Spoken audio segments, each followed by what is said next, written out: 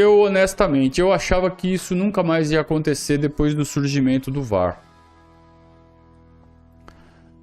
Depois do surgimento e do desenvolvimento do VAR, eu falei assim, não, agora o Palmeiras não vai mais ser roubado.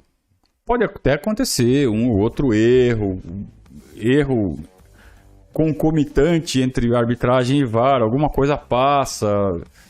A gente vê erro acontecendo no futebol americano, que é cheio de VAR também, é muito mais tempo, eles são muito mais experientes em VAR do que nós aqui no Brasil, no futebol. Então acontece erro no VAR, mas não do jeito que aconteceu ontem, sim, que não foi erro, foi roubo. O de ontem foi roubo. Ô, Federação Paulista, foi roubo.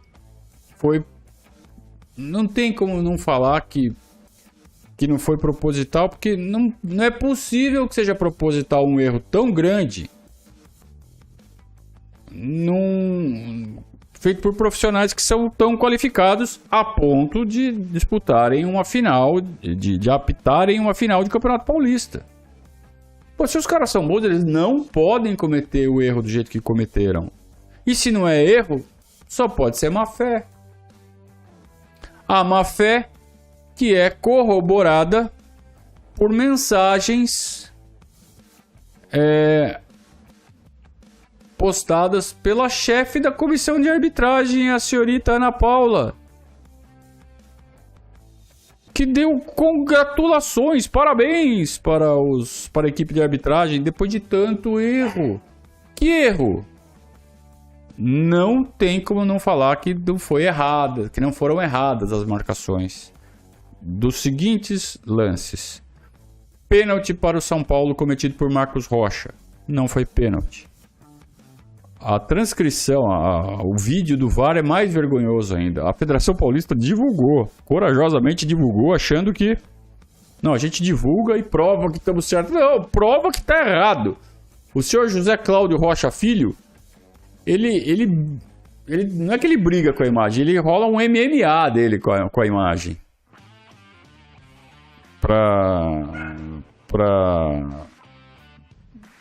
Pra tentar explicar por que ele marcou pênalti.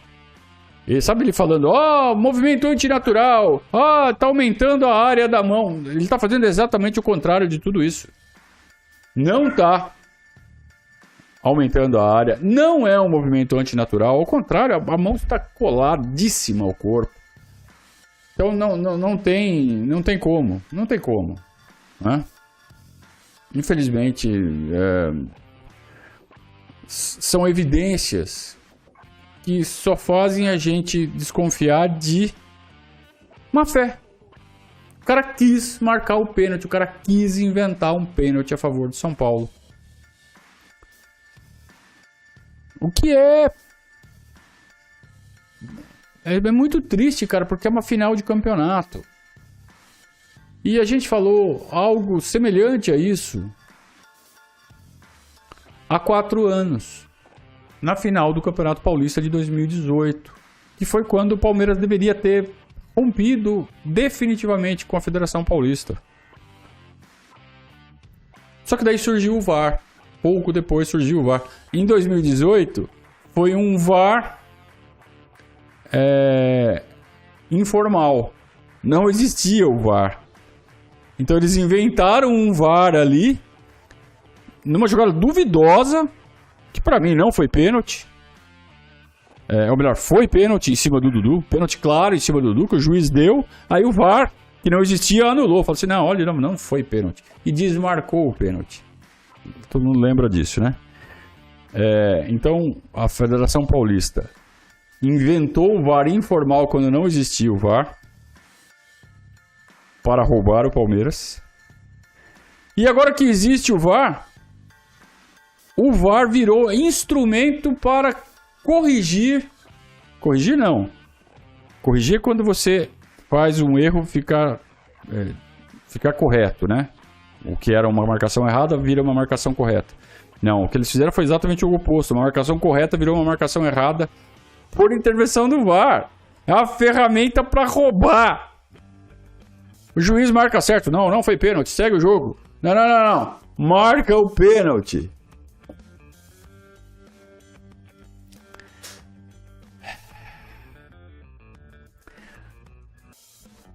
a gente faz com a Federação Paulista, cara? Eu não vejo mais saída a não ser ir lá, pegar o dinheiro e botar o Sub-20 pra jogar. Que se dane. Que se dane. Porque não dá pra ficar sendo tratado desse jeito. Ainda bem que é um campeonato menor, é um campeonato que a gente não tá nem aí. É o Paulistinha. Quando a gente disputa, a gente quer ganhar. Agora, quando a gente começar a botar o Sub-20, aí é um sinal claro, ó, não estamos disputando, estamos botando o Sub-20.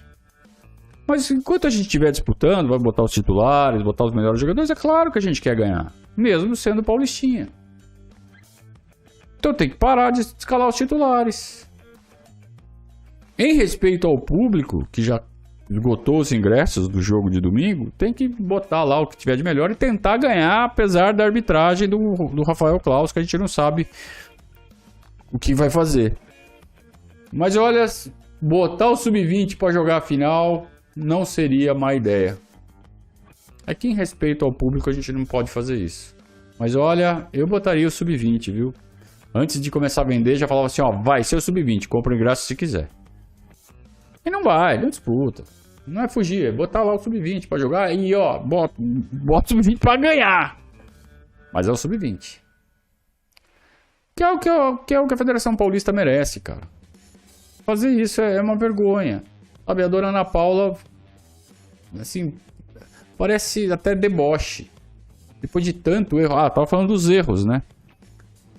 Além do pênalti do Marcos Rocha, marcado contra o Palmeiras, teve 2 lances de pênalti que no mínimo, o VAR teria que ter chamado o juiz para checar de novo. Já checou do Marcos Rocha, né? No mínimo. Então você vê a diferença de tratamento. Quando você tem diferença de tratamento, você não é juiz, você não é um árbitro, isso aí é um direcionador de jogo. Então o VAR direcionou. Na medida que ele chama o juiz para checar um lance que claramente não foi, e não chama em 2 lances que no mínimo cabe discussão, para mim os 2 foram pênalti. Os 2 foram pênalti. O lance do Wesley, que a bola bate na mão do Diego Costa, pênalti. Já marcaram pênalti contra o Palmeiras exatamente assim, igualzinho, sabe? A bola bate no pé, sobe, bate na mão, pênalti. Pênalti. Então já foi marcado pênalti assim contra o Palmeiras. Então tem que marcar a favor também. E o agarrão no Gustavo Gomes, claríssimo. Pênalti, claro. Que não foi nem chamado. Não foi chamado, ó, vem checar aqui. Então, como disse o Abel, né? O VAR tava comendo pipoca. Foi pegar pipoca lá no micro-ondas e não viu. Ironicamente ele falou isso, né? Então, a vergonha da arbitragem. Mas não foi só o VAR. Aqui a gente tá falando do VAR. De como o VAR foi tendencioso a favor do São Paulo em jogadas capitais, em 3 jogadas capitais. Mas também o juiz, nos lances de jogo, quando ele aplica cartão amarelo pro Abel e não aplica no Rogério Ceni, na mesmíssima situação, quando ele deixa de marcar faltas assim perigosas a favor do Palmeiras, claras, falta ali na meia, ali aquela falta que o Gustavo Scarpa pega bem, que o Veiga pega bem, que o Zé Rafael pega bem, não marca, não marcou nenhuma dessas faltas. Ele marcou uma falta quase na lateral, que o Rafael Veiga bateu e fez o gol. Mas porque vejam como aquela falta era mal colocada. Não era para aquela falta ter entrado direto, entrou. Mas as faltas bem colocadinhas ali na frente, né, de frente pro gol, ele não marcou nenhuma. Tem várias, tem pelo menos umas 3. Uma vergonha. É triste, né, cara? Então, juiz, VAR, tudo apitando pro São Paulo, cara. Por que será que é isso? É porque o juiz é torcedor? Só isso. É porque o juiz é ladrão e tá comprado? Ganhou suborno pra roubar? Não sei. Tô levantando hipóteses aqui. Por que foram tão tendenciosos? São desonestos? É orientação da federação para prejudicar o Palmeiras? Porque, por causa de patrocínio? É uma teoria da conspiração, né? É uma represália ao Abel porque ele criticou o número de datas que o Campeonato Paulista ocupa? É uma represália ao Abel? Eu acho que essa é, de todas as teorias malucas, eu acho que essa é a mais viável. Que houve realmente uma orientação da Federação Paulista para punir o Palmeiras pelas declarações do Abel. De todas as teorias loucas, né? Teorias da conspiração, o juiz é ladrão, o juiz recebeu dinheiro. Eu não descarto, mas não acredito muito nisso. Mas não descarto.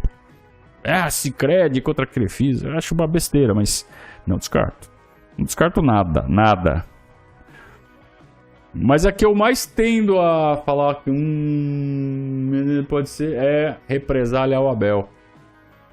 Represália ao Abel por ter criticado a estrutura dos campeonatos estaduais, o número de datas dos campeonatos estaduais. Mexe com muito dinheiro. E assim segue o futebol brasileiro, né? Os clubes pensando só em si, o São Paulo querendo empurrar o jogo da volta para Barueri, para Araraquara, para não ter que jogar no Allianz Parque. Era só jogar no sábado, né? Para ter casa cheia, para ser bonito. Não. Vai ter 7 mil pessoas a menos. O São Paulo vai sentir menos pressão porque tem 7 mil pessoas a menos. Tá bom que vai sentir menos pressão. O Caldeirão é o mesmo, cara. O volume talvez seja mais baixo. Sim, mas mesmo assim vai ser ensurdecedor. Sabe? Não faz sentido nenhum São Paulo fazer essa besteira, né? Então, assim, futebol brasileiro, cara. Clubes desunidos, federações que não têm pulso, não controlam sua arbitragem. O que essa Ana Paula entende, cara? Ela era uma bandeirinha. Como ela pode ser chefe da arbitragem? E ela ganhou notoriedade não é porque ela era uma mega bandeirinha, super competente. Até porque não existe bandeirinha super competente. É olhar se está impedido, se não tá, grande mérito isso, né? É a mesma coisa que você falar, fulano é um grande datilógrafo.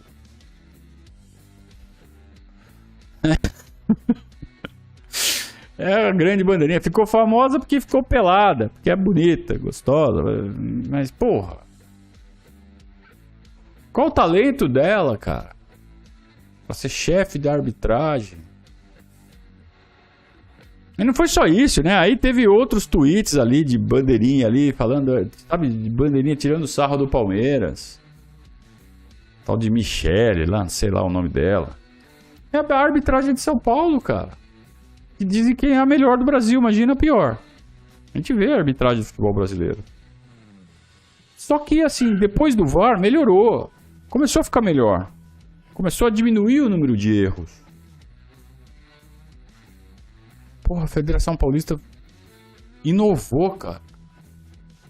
Usou o VAR pra criar o erro, cara. Inacreditável. Eu acho que eu já falei bastante da arbitragem. Acho que eu